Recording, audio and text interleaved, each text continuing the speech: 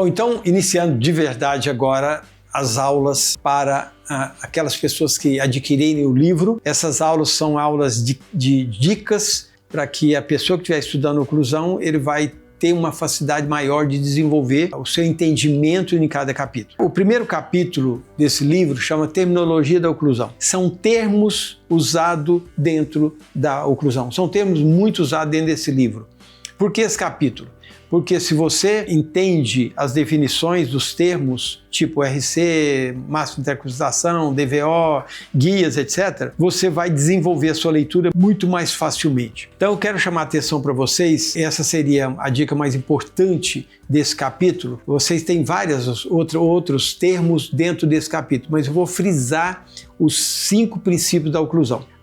O primeiro princípio da oclusão, que é a relação central, eu defini a relação central como uma posição em que o côndilo está no centro do disco e o disco no centro da fossa. Quando eu estiver falando de anatomia e fisiologia das CTMs, eu vou falar de uma pesquisa que eu fiz para comprovar que a posição de relação central é a única posição verdadeiramente fisiológica. Então eu defini a RC como sendo uma posição em que o côndilo está no centro do disco, no centro da fossa, que não há pressão óssea, que não há tensão do ligamento e que os músculos elevadores estão em tônus e os pterygoletais relaxados. Essa é a definição que eu criei para a relação central. Relação central é uma posição que a mandíbula, uma vez posicionada nela, todo o sistema fica praticamente em repouso. É uma posição que não há nenhum esforço e nenhuma sobrecarga e nenhuma estrutura. Quando eu estiver na anatomia e fisiologia da TM, eu vou falar por que eu comprovei isso. Então, a RC é a posição final, é a posição de início de qualquer movimento e a finalização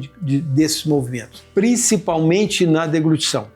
Se o paciente não consegue os côndilos estarem na posição de relação central na deglutição, ele apresenta uma desordem. Por que desordem? Porque para o côndilo sair da posição de relação central, os pterygolaterais, ou um ou os dois, devem ficar contraídos. E músculo contraído numa condição de repouso não é repouso absoluto. Isso significa que está tendo sobrecarga em algum local. Até porque, se você lembra bem da anatomia da ATM, saiu daquela posição de relação central, o côndilo já está na eminência articular ou na parede medial ou mediana da cavidade articular. E se ele está ali, é muito escorregadio.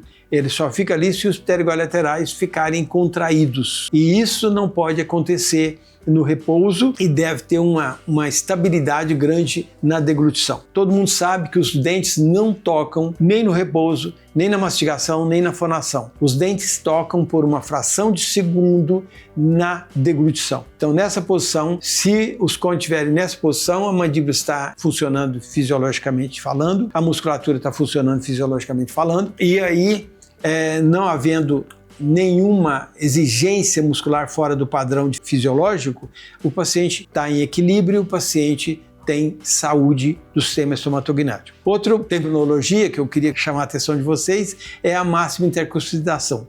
A gente lê muitos livros falando que a máxima intercuspidação é uma posição independente da RC e se localiza um pouquinho à frente da posição de relação central.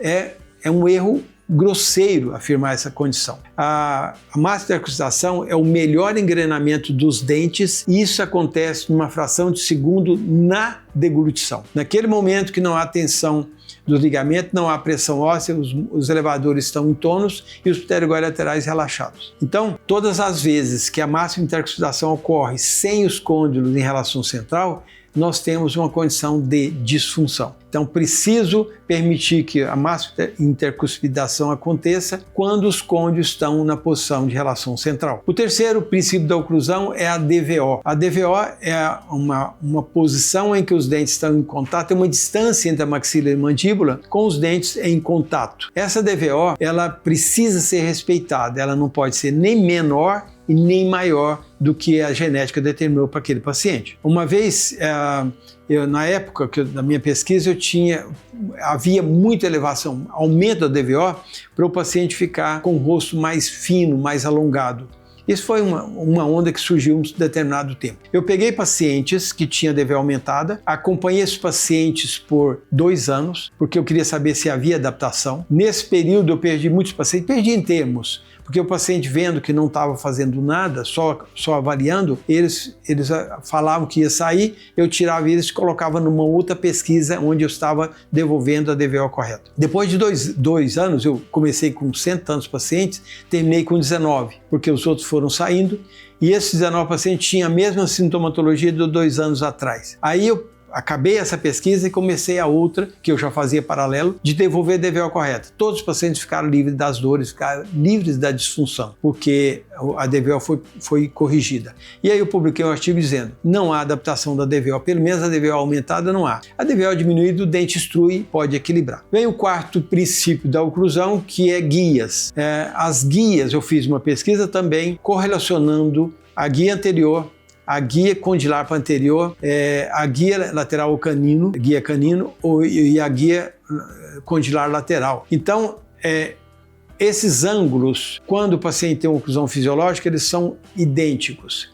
Então, para que eu tenha uma oclusão fisiológica, eu preciso que o guia anterior tenha a mesma angulação do guia condilar anterior. O guia condilar medial, fala lateral por causa do canino, mas ele é para medial, tem a mesma angulação do canino do outro lado. Por exemplo, a parede interna da cavidade do lado direito tem a mesma angulação da inclinação do canino do lado esquerdo, e vice-versa. E o último princípio da oclusão, que eu coloquei no livro como princípios, é anatomia dentária, anatomia e fisiologia dentária. A DVO, a máscara e a cuspidação dependem da posição de relação central. E a posição de relação central depende da anatomia dos dentes, como guias, guia anterior, guia lateral, e como a estabilidade, a formação do direcionamento de força, ou seja, o eixo fisiológico serem coincidente com o eixo geométrico. Então, o eixo fisiológico ser coincidente com o eixo geométrico é uma necessidade para que não haja migração dentária e que esse conjunto inteiro forma uma oclusão estável, fisiológica